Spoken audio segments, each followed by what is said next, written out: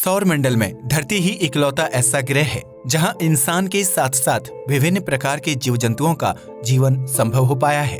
लेकिन ये जीवन आज से नहीं बल्कि करोड़ों साल से निरंतर अपना रूप बदलता रहा है, जिसकी वजह से आज आप और हम अस्तित्व में आए हैं।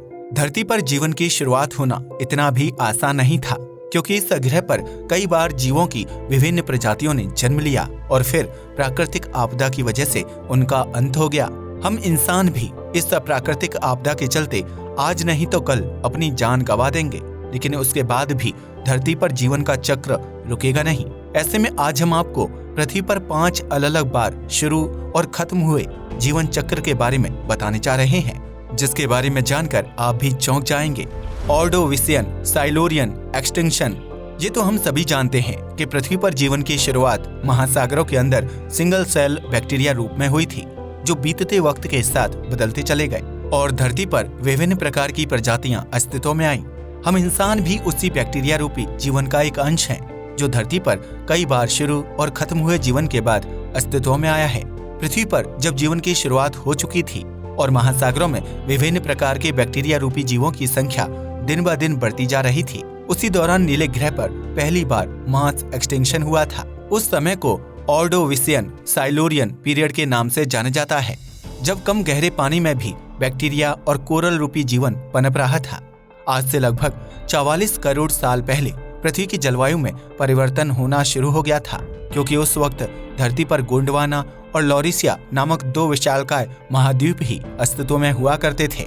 लेकिन जलवायु परिवर्तन की वजह से पृथ्वी का तापमान तेजी से नीचे गिरने लगा था, जिसकी वजह से गोंडवाना महाद्वीप देखते ही देखते बर्फ की सफेद चादर से ढक गया था। ऐसे में पृथ्वी पर हिमयुग की शुरुआत होने से समुद्र का स्तर कम होने लगा था, क्योंकि धरती पर मौजूद आधे से ज्यादा पानी बर्फ में तब्दील हो चुका था। ऐसे में समुद्र के अंदर रहने वाले जीवों का जीवन मुश्किल में आ गया था, क्योंकि उन्हें जीवित रहने के लिए न तो पर्याप्त ऑक्सीजन मिल पा रही थी और न ही भरपूर भोजन। इसके अलावा धरती पर बर्फ जम जाने से उनका रहन सहन पूरी तरह से बदल गया था।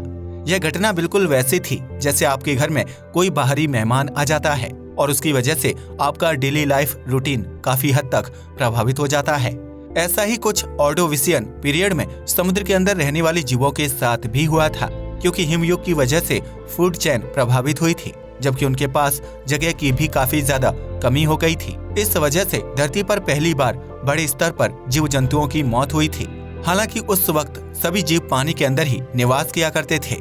आपको बता दें कि मास एक्सटिंक्शन के दौरान धरती पर मौजूद 75% या उससे ज्यादा की आबादी पूरी तरह से खत्म हो जाती है, जिसकी वजह से उसे बड़ी तबाही के रूप में देखा जाता है। हालांकि वैज्ञानिक आज तक इस बात का पता नहीं लगा पाए हैं कि धरती पर उस दौर में हिमयुग की शुरुआत क्यों हुई थी। लेकिन एक वैज्ञानिक थ्योरी की माने तो उस दौर में अमेरिका में स्थित पर्वत श्रृंखला का निर्माण हो रहा था, जिसकी वजह से पृथ्वी की जलवायु में परिवर्तन आया था और हिमयुग की शुरुआत हुई थी। वहीं कुछ वैज्ञानिकों का मानना है कि गामा रेज की वजह से पृथ्वी के वायुमंडल में छोटा सा छेद हो गया था, जिसकी वजह से सूर्य की हानिकारक रोशनी की चपेट में आने की वजह से पृथ्वी पर मौजूद समुद्री जीवन समाप्त हो गया था। इसके अलावा एक अन्य थ्योरी ये कहती है कि पृथ्वी पर जीवन की शुरुआत के बाद पानी में कुछ केमिकल तत्वों की मात्रा लगातार बढ़ रही थी, जिसकी चपेट में आने से मरीन लाइफ को काफी ज्यादा नुकसान पहुंचा था। खैर, वजह चाहे कुछ भी रही हो, लेकिन इस जलवायु परिवर्तन की वजह से पृथ्वी पर पहली बार मास एक्सटिंक्शन हुआ था, लेट डिवोनियन एक्सटिंक्शन। धरती पर पहली बार जीवन की समाप्ति हो जाने के बाद भी महासागरों में कुछ ऐसे बैक्टीरिया खुद को जीवित रखने में कामयाब हो गए थे, जिन्होंने महासागरों में एक बार फिर जीवन की शुरुआत करने में अहम भूमिका निभाई थी। उस दौर को डिवोनियन पीरियड या फिर एज ऑफ फिश के नाम से जाना जाता है, क्योंकि इस पीरियड के दौरान पृथ्वी के महासागरों में मछली की प्रजाति अस्तित्व में आई थी। यह मछली की तरह दिखाई देने वाले जीवों का जन्म बैक्टीरिया रूपी सेल्स से ही हुआ था, जिन्होंने बीतते वक्त के साथ अपने शरीर और बनावट में कई तरह के बदलाव किए थे। ये वो वक्त था जब पानी में रहने वाले बहुत से जीव पहली बार जमीन पर उतर कर आए थे और वह जमीन पर रहते हुए खुद को विकसित करने की कला सीख रहे थे।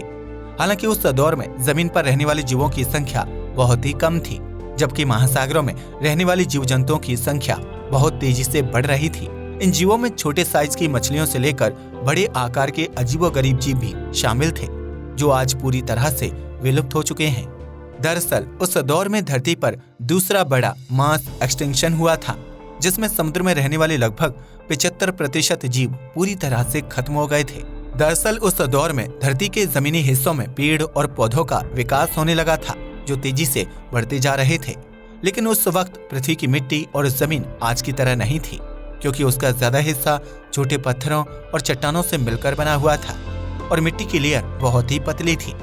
ऐसे में जब उस मिट्टी में पेड़ और पौधे पनपने लगे तो उनकी जड़ें मिट्टी की लेयर को चीरते हुए महासागर के पानी के अंदर पनपने लगी थी। ऐसे में महासागरों में पेड़ों की जड़ की वजह से बहुत ज्यादा मात्रा में हरे रंग की काई का विकास होने लगा था, जो समुद्रों में रहने वाले जीवों के लिए किसी खतरनाक जहर से कम नहीं था। इतना ही नहीं, ये हरे रंग की काई ऑक्सीजन भी बहुत ज्यादा मात्रा में कंज्यूम करती थी, जिसकी वजह से समुद्र के पानी में रहने वाले जीवों को सांस लेने के लिए पर्याप्त मात्रा में ऑक्सीजन नहीं मिल पाती थी। इस वजह से समुद्र में बहुत से जीव तेजी से खत्म होने लगे थे, जिसकी वजह से फूड चेन टूट गई थी और बड़े जीवों ने भोजन की कमी की वजह से दम तोड़ दिया था। हालांकि इस दूसरे मास एक्सटिंक्शन का असर सिर्फ समुद्र में रहने वाले जीवों के ऊपर ही पड़ा था, जिसकी वजह से जमीन पर खुद को विकसित कर चुके जीव पूरी तरह से सुरक्षित थे और अच्छा जीवन व्यतीत कर रहे थे। हालांकि उस वक्त जमीन पर रहने वाले जीवों की संख्या बहुत ही कम थी, जबकि इस पीरियड में कई विशालकाय मछलियों की प्रजातियां हमेशा के लिए विलुप्त हो गई थी। Permian Triassic extinction.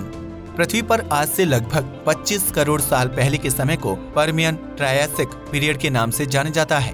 उस दौर तक धरती पर कई विशालकाय जीवों का जन्म हो चुका था। ये सभी जीव पानी और जमीन पर रहा करते थे, जो शाकाहारी और मांसाहारी होते थे।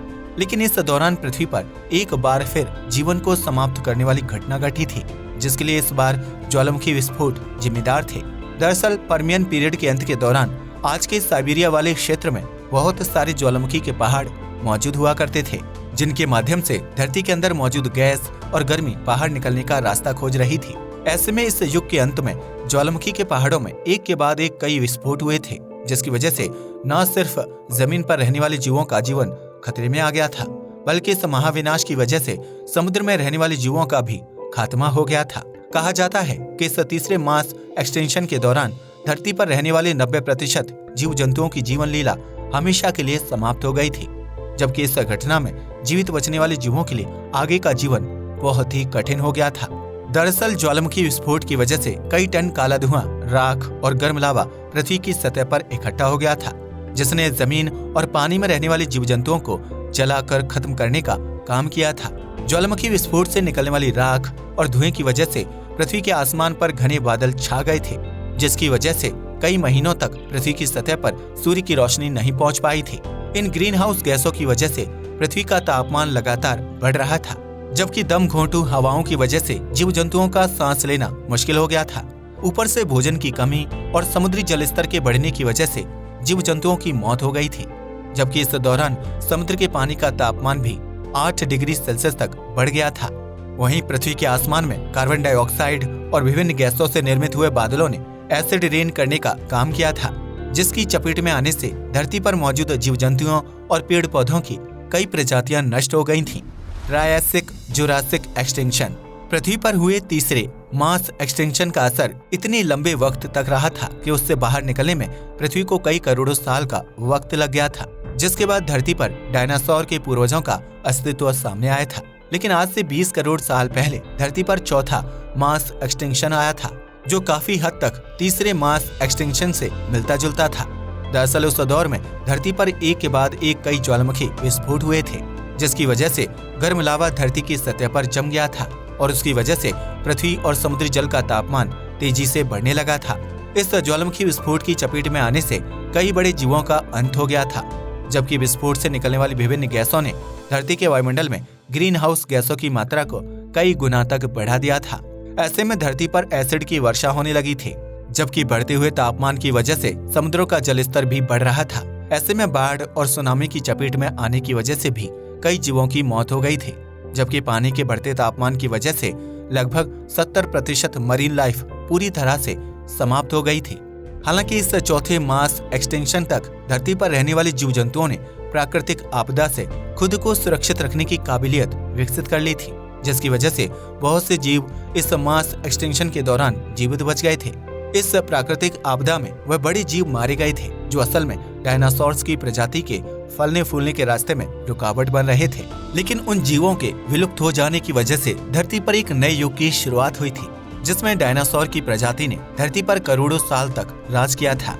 क्रिटेशियस पैलियोजीन एक्सटिंक्शन धरती पर हुई चौथे मास एक्सटिंक्शन डायनासोर्स की प्रजाति के लिए किसी वरदान से कम नहीं था, जिसके बाद धरती पर डायनासोर्स ने खुद को विकसित किया और कई करोड़ साल तक धरती पर राज किया था। उस वक्त धरती पर जमीन पर रहने वाले डायनासोर से लेकर आसमान में उड़ने वाले डायनासोर्स की प्रजातियां शामिल थीं, जो अपने दौर के सबसे विशालकाय और खूंखार जीवों में से एक माने जाते थे। शायद उस वक्त धरती पर मौजूद जीव जंतुओं की प्रजाति ने कभी नहीं सोचा होगा कि डायनासोर जैसे जीव भी पल भर में खत्म हो सकते हैं, लेकिन ऐसा हुआ था और इस घटना के सबूत आज भी पृथ्वी पर मिलते हैं। आज से लगभग 6.5 करोड़ साल पहले जब धरती पर डायनासोर की प्रजाति फल फूल रही थी, उसी दौरान अंतरिक्ष में एक माउंट एवरेस्ट के आकार का उल्कापिंड पृथ्वी की तरफ बढ़ रहा था। ऐसे में जब यह उल्कापिंड पृथ्वी के नजदीक आया तो पृथ्वी की ग्रेविटी ने उसे अपनी तरफ खींचना शुरू कर दिया था और इस वजह से उस उल्कापिंड की रफ्तार और भी तेज हो गई थी। इसका परिणाम यह हुआ कि उल्कापिंड बहुत तेजी के साथ पृथ्वी से आकर टकरा गया था, जिसकी वजह से एक भयानक विस्फोट हुआ और उस विस्फोट से निकलने वाली रेडिएशन ने 500 मीटर के दायरे में आने वाले सभी जीव जंतुओं, डायनासोर और पेड़ पौधों को पल भर में जलाकर राख कर दिया था।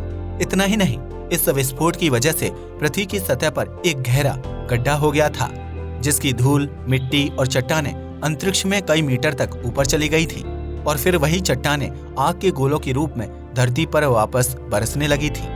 इस आग की बारिश में हवा में उड़ने वाले डायनासोर की प्रजाति भी समाप्त हो गई थी, जबकि उल्कापिंड के धरती से टकराने की वजह से पृथ्वी की अंदरूनी प्लेट्स में हलचल शुरू हो गई। इसकी वजह से धरती पर भयानक भूकंप के झटके पैदा होने लगे थे, जबकि ज्वालामुखी विस्फोट और समुद्र में 30 मीटर तक ऊंची लहरों का निर्माण हो गया था। इस महाप्रलय में धरती से डायनासोर्स के साथ साथ विभिन्न जीव जंतुओं की कई प्रजातियां विलुप्त हो गई थीं, जबकि 90% जीवन पूरी तरह से समाप्त हो गया था। हालांकि इस महाविनाश में भी पृथ्वी पर रहने वाले छोटे आकार के चूहे और नेवले जैसे जीव अपनी जान बचाने में कामयाब रहे थे, जो आगे चलकर धरती पर एक बार फिर जीवन की शुरुआत करने वाले थे। पृथ्वी के इतिहास में 5वें एक्सटेंशन को सबसे बड़ा मास एक्सटेंशन माना जाता है, जिसमें डायनासोर जैसे विशालकाय जीव की प्रजाति हमेशा के लिए विलुप्त हो गई थी। हालांकि इस 5वें मास एक्सटेंशन का एक अच्छा नतीजा ये था कि डायनासोर के अंत के बाद छोटे जीव जंतुओं को पनपने के लिए पर्याप्त समय और जगह मिल गई थी, जिसकी वजह से हम इंसानों का अस्तित्व धरती पर आया था। तो ये थे पृथ्वी पर होने वाले 5 सबसे बड़े और विनाशकारी मास एक्सटेंशन, जिसकी वजह से नीले ग्रह पर जीवन कई बार खत्म और शुरू हुआ था। आज के लिए बस इतना ही। वीडियो पसंद आया हो तो इसे लाइक और शेयर करें। जय हिंद दोस्तों।